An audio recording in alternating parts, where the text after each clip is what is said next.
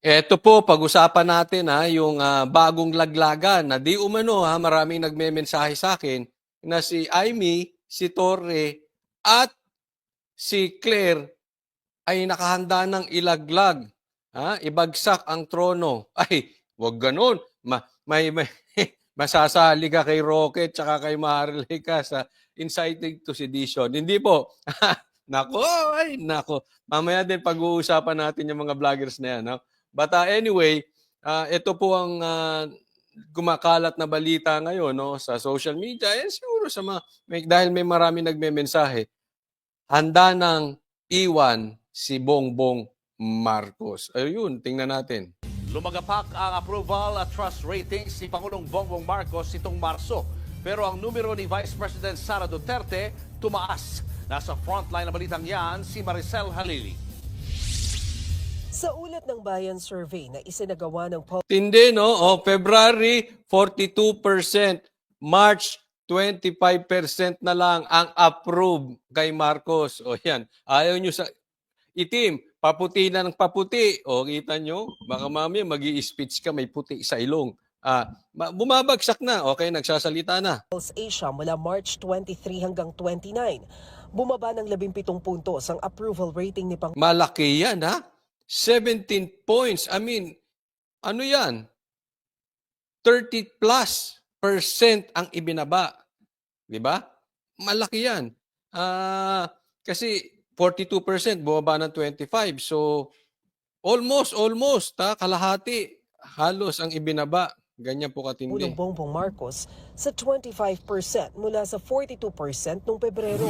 Tumaas sa 53% ang disapproval o yung hindi masaya sa performance niya.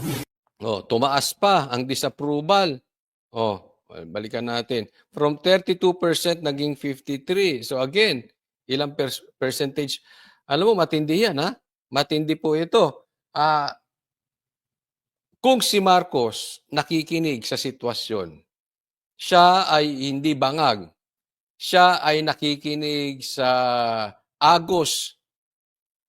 Yang pagbagsak, yung disapproval rating, tsaka yung kanyang approval rating, yung trust rating niya, bagsak talaga. Matindi po yan. No?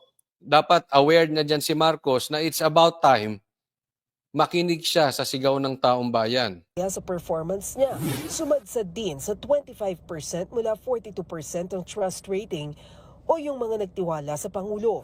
Tumaas din sa 54% ang distrust o nawala ng tiwala sa kanya. Matitindi nyo yung approval, disapproval, trust and distrust rating. Kahit saan tingnan mong anggulo, bagsak si Marcos.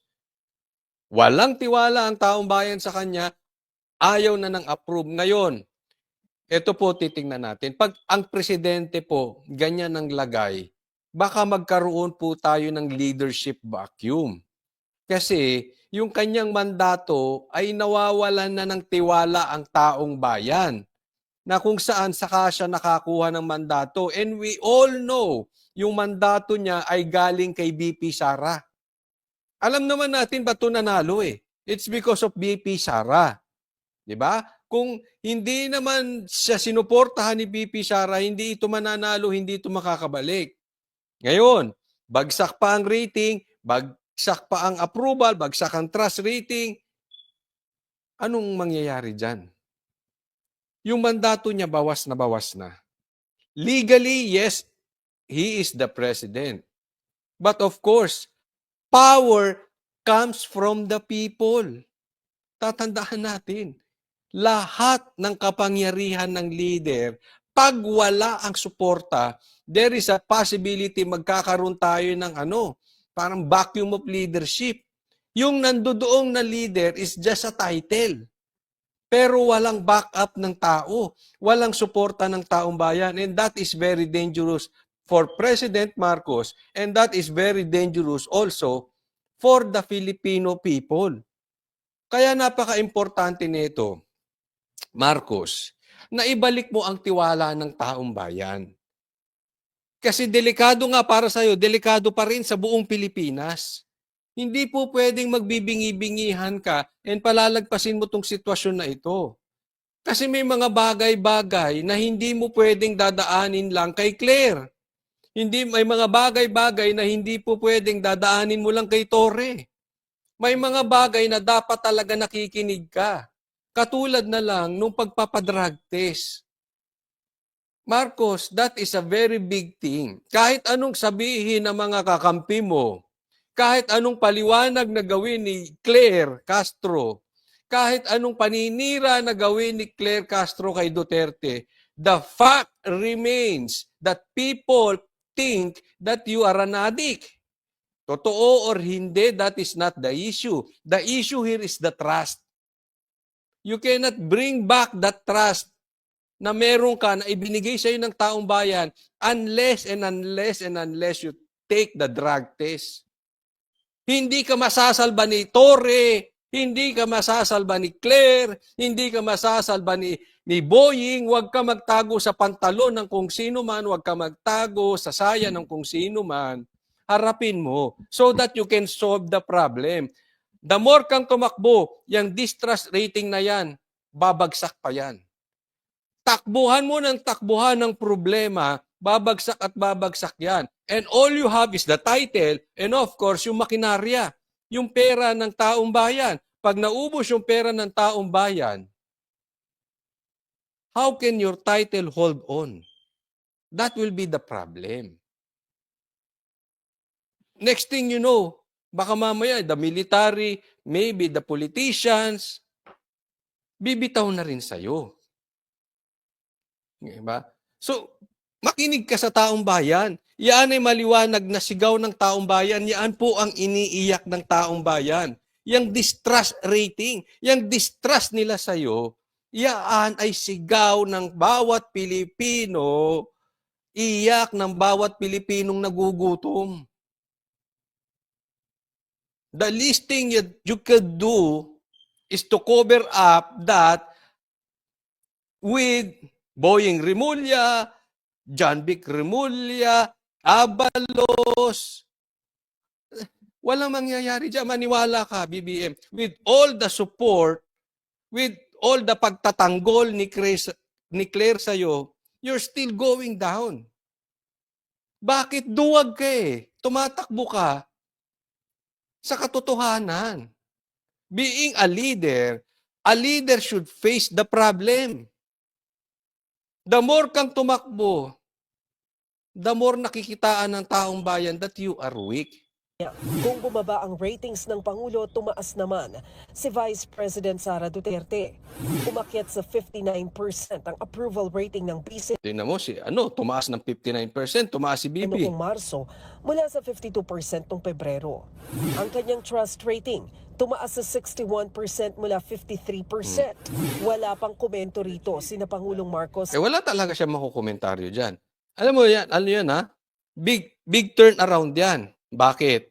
Kumbagat sa basketball, na-shoot mo na dapat yung bola, kaya lang nag-traveling ka.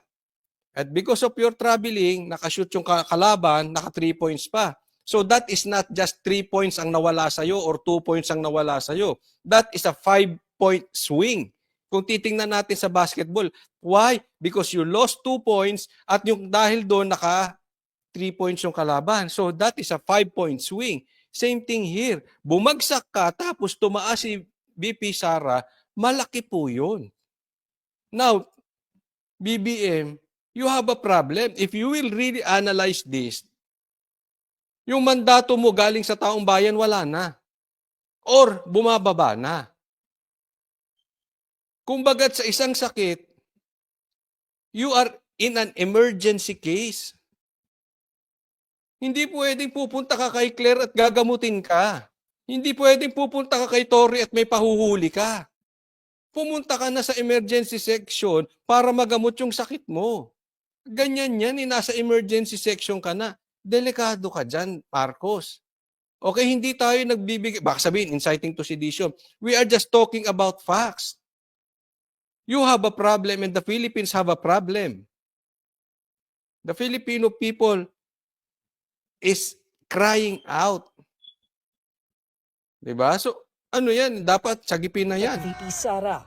Pero tingin ng political analyst na si Professor Froilan Calilong, Nag-backfire sa Administrasyong Marcos ang pagkakaaresto kay dating Pangulong Rodrigo Duterte noong March 11. Nakadagdag pa ang Senate hearing na pinangunahan mismo ng kanyang kapatid na si Senadora Aimee. See here a house fragmented. No? Practically, it's the Marcos family going up against each other. And ito may malaking epekto to, no, doon sa perception ng mga taong bayan, particularly doon sa solidarity. Pinapakita rin daw sa survey na malayo ang mga sinasabi ng Malacanang sa nararamdaman ng publiko, partikular sa usapin ng inflation at trabaho. Pagdating kay VP Sara, bakit naman kaya tumaas ang numero niya kahit halos isang buwan siyang nasa The Hague, Netherlands? Tingin ni Kalilong, posibleng nanaig sa mga Pinoy ang ipinakitang atensyon ni VP Sara sa kanyang ama. So, syempre, family-oriented pa rin tayo. And naipakita nga dito ni VP Sara Duterte that she was and she, as the daughter, will have to be at the side of her father.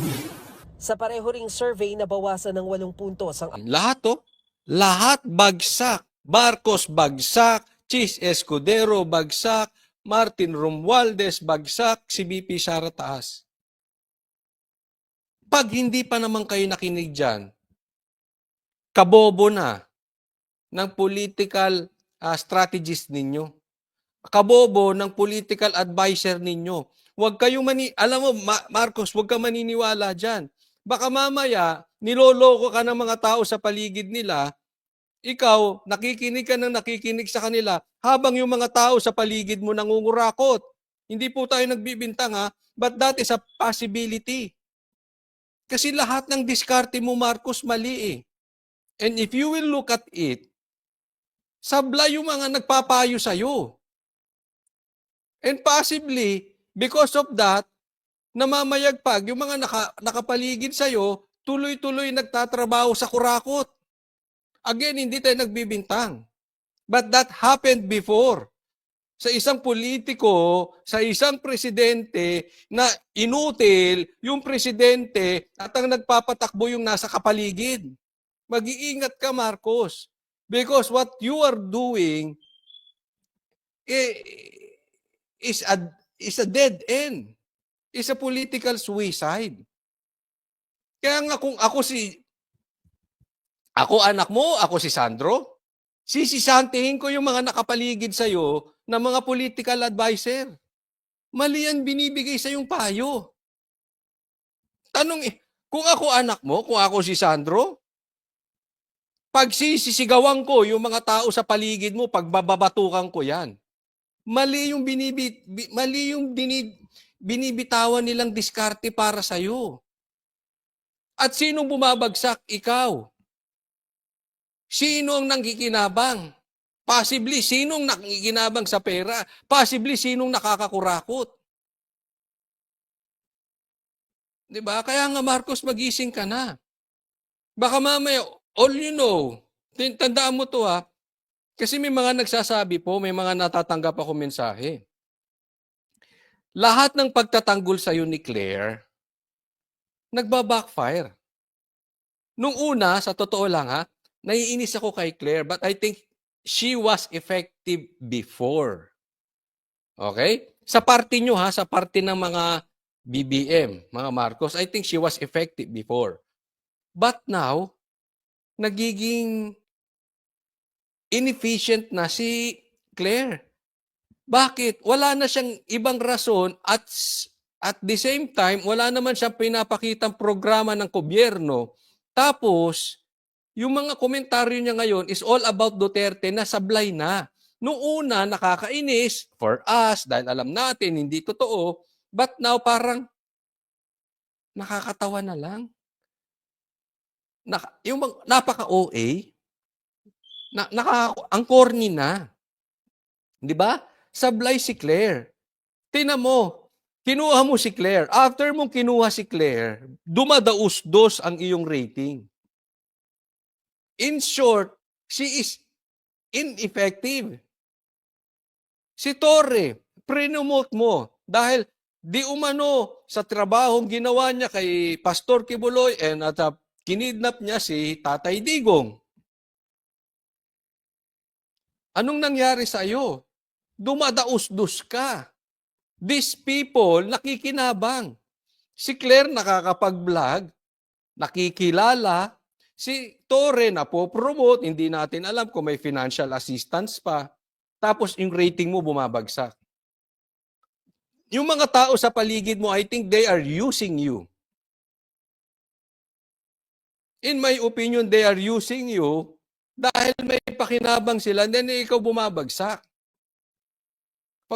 Tingnan mo itong mabuti. Tingnan mo kung totoo. Okay, I'm not saying totoo to. I'm not saying na hindi ito totoo. Pero marami tayong nakukuhang mensahe na ito sila Torres, sila Claire, ready ka ng ilaglag. The fact is, parang nilalaglag ka na nga. Dahil yung mga ginagawa nila, ikinababagsak mo, Marcos. Mag-iingat ka. Baka Trojan horse yung mga yan. Ngayon, right now, as I speak, meron din kaming nararamdamang Trojan horse na pumapasok sa gitna ng PDP senators. Alam namin, kampi sa kabila, pero pinapasok kami. Baka mamaya, yung mga kakampi mo, Trojan horse din yan. Sa tingin mo, akala mo, kakampi mo, pero nilalaglag ka. It's happening in both camps, I think. Again, even sa kampo ng Duterte, pinapasok ngayon ng PDP, ng traidor, ng manggagamit. Be very, very careful, Marcos, ha? Mag-iingat ka dyan. Ganyan ang labanan ngayon. Oh, baka mamaya. Anyway, kayo humusga. Ha? Anong sa tingin ninyo, yung mga natatanggap natin, totoo ba ito? But the fact remains, totoo or hindi, the numbers will not lie. You are going down, Marcos. Tingnan mo ang ratings. Di ba? Tatandaan mo si Claire. Nilalaglag ka niyan dati, nagkaposisyon lang. Kaya todo tanggol sa'yo. Si Torre, akala mo ba nasa iyo loyalty niyan? Di ba? Pag nakaupo si BP Sara, babaligtad yan. Why? Hahabulin siya ng batas. And he knows that he is not stupid, I think. He is not that stupid, maybe a little. Pero, hahabulin ng batas yan. Ilalaglag ka rin yan.